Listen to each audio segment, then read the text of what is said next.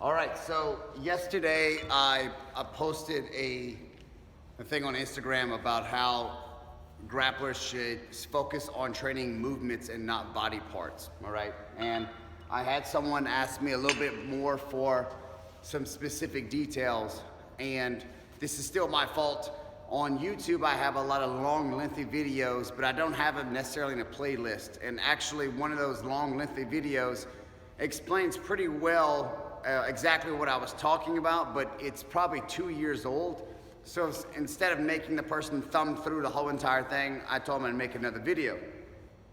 Now I'm trying not to make it too lengthy, but I just try to get the point across so that way I can answer his questions and hopefully instill some better knowledge for all of you, for people who are in a grappling-based sport, all right? So my name is Jules Bruchet. I'm a black belt under the Revolution team, and I'm a very heavily, actively competitor myself.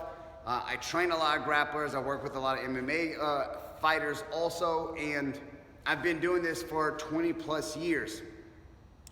The grappling-based sports is my love and my passion. I work with a lot of fat loss groups and body composition groups onto the side, but I love training athletes, okay? And so I'm gonna give you a little breakdown exactly what I talked about yesterday and the day before in the recent post, and I'm gonna kind of go off of that a little bit to kind of give you a little bit more insight on some of the things that I often post, because naturally, you know, on Instagram, people are only going to listen to a little bit and they're only going to look at a picture and keep moving, okay? They're not actually going to break down and look at everything. So this is a kind of a, combination video. Okay, so day one, I said a push and a pull movement, all right? So I recommend training only twice a week, but you can get away with 3 days a week depending on your age, your recovery status, and nutrition levels, and just other factors in general. So if we have an upper body push, we could say a dumbbell press, okay? We'll do a flat dumbbell press.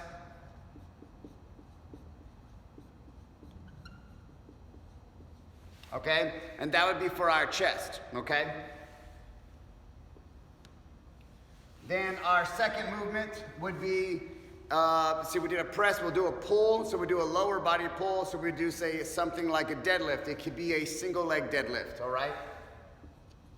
So we'll do a single leg deadlift, okay? I'm gonna try to abbreviate as much as I can so I don't have to write it out and take your time, all right? What would we do rep scheme wise? Well, there's a couple possibilities, but let's just say we're gonna do, I like to do this preference chart. We're gonna try to stay around the 15 to 24 to 30 rep max. So what we're gonna do is we'll probably stick with a lower rep scheme in the beginning of the week. Let's just say it's Monday, all right? And we'll do 4 sets of 6. 4 sets of 6 will yield us 24 reps per muscle group, okay? So we'll do 4 sets of 6 reps on day one, all right? Now, day two, can you see that? Okay. All right, so day two, we'll swap it over. We had an upper body press, now we're gonna do a upper body pull, all right? You could do pull-ups, all right? So we're gonna do pull-ups, okay? We need a lower body press, okay? Because we did a pull, so now we're gonna do a squat. We'll do a quad dominant movement, all right? So we'll just do squats, just so everybody's on the same page, all right? And that's day two. Well, if we do the way I like to train athletes, we do DUP. I would now switch my rep scheme to a higher percentage, higher reps. I would say as simple as from an 8 rep maybe. Something that's a little bit easier on the nervous system. So we could do something like 4 sets of 8, which would yield us 32 reps. We could do 3 sets of 8. But anything in that category could be 3 sets of 12, things like that, okay? So let's say 3 sets of 12, all right? And that's for day 2, all right. So what these numbers mean scientific wise is that we're hitting the amount of reps that are necessary to create a stimulus in the nervous system, all right? So that way we can have some type of super compensation later on, so our body begin to adapt and then recover and then add more weight and rebuild, okay? This is different from bodybuilding, where bodybuilding, we may stay with this same formula when I'm training physique competitors, but yet add in more exercises for the volume, okay?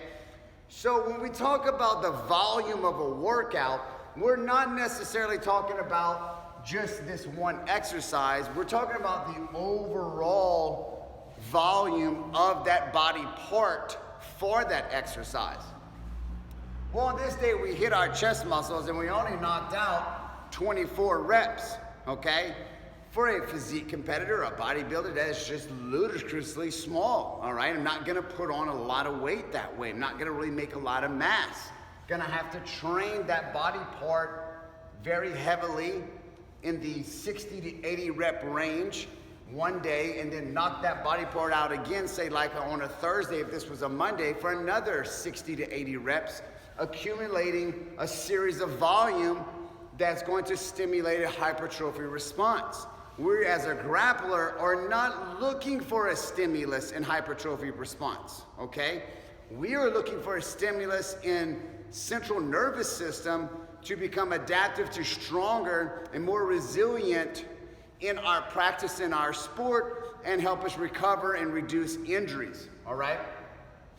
So it's gonna follow the same thing. Now, obviously, if your goal is to put on maybe a little bit more size, or you're not really worried about the size that you do gain, because let's be realistic here, gains are gonna be slow, all right? Even on steroids, they'll still be somewhat slow for a certain extent, okay?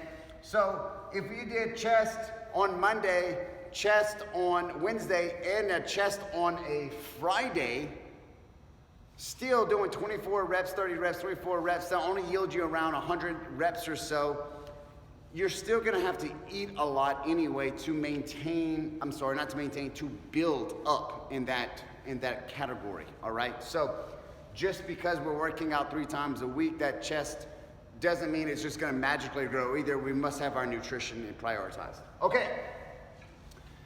So what I mean by training movements and not body parts, all right? So I was talking about doing pushes and pulls and presses and things like that. Well, Jules, sometimes you say, well, training arms is good, but you just said, oh, an arm day is dumb. You know, athletes shouldn't have an arm day. Okay, so let me break that down.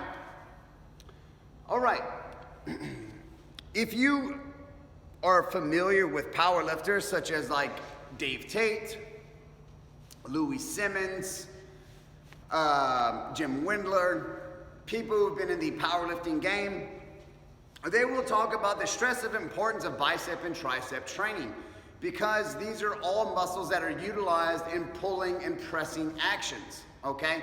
So it makes sense to train those areas to help facilitate in the power output into those main lifts, okay?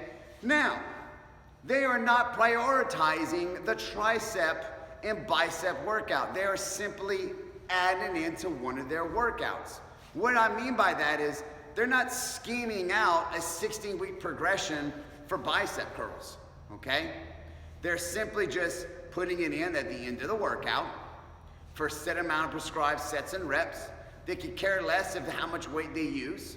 They just want to make sure they go in the best ability they can, okay? Then they use a variety of angles to not only develop the muscle, but they'll also particularly help in the facilitation of the movement that they're trying to improve. This is the same thing for grapplers. I would not go in and have a arm day, okay? That's not going to help me, all right? You're trying to train the way you look. You're not training for performance. There's a big difference. How can I train my arms for performance and maybe get some looks out of it? Well, this is what you can do. 1, you can add biceps on day 1, and you can add triceps on day 2. Biceps would be the same thing. If we were doing 4 sets of 6, you're gonna do 4 sets of 6 for biceps. If the triceps was 3 sets of 12, because that's what you did on exercise 1 and 2, you would do the same thing. Make it simple. You don't have to make it difficult. You could simply just do 3 sets of 15, 3 sets of 20. You could just do that as a more of an additive to the workout, but as not an overuse type of thing in the elbow joint. Why would we do that? Okay, well, same basic principle. It's gonna add into the addition of helping you facilitate from injury prevention. But let me explain something to you. So here we are, and we're stuck in that arm bar position, okay? Once the shoulder has been locked into place, the elbow is now isolated, all right? Simply getting on the preacher curl machine, where your elbow is fixated into a locked position on the bench, simulates the same thing as that being locked in the position between someone's 2 legs. Working on the preacher curl would simply give you an additive benefit to not getting out of the arm bar, but fighting through the arm bar to not get arm barred, to tend to allow you to work your technique to get out of the arm bar. All in returns of not hyperextending your elbow, keeping your arm slightly bent enough to control the motion and the movement, to not get submitted, and at the same time have the benefit of getting out and not being submitted and moving on later on into the match. So simply doing preacher curls for 3 sets of 12 or 4 sets of 6 at the end of your workout can help facilitate not only in your big movements, but in those small isolated joint movements, all right? So that is my take in 12 minutes on not training body parts and training body movements. This arm, one exercise is a body movement. Me going in and doing 3 different exercises on curls, 4 different exercises on curls, accumulating more fatigue and volume on my arms than I do even on my main muscle groups, that would be an arm day. That would be ridiculous.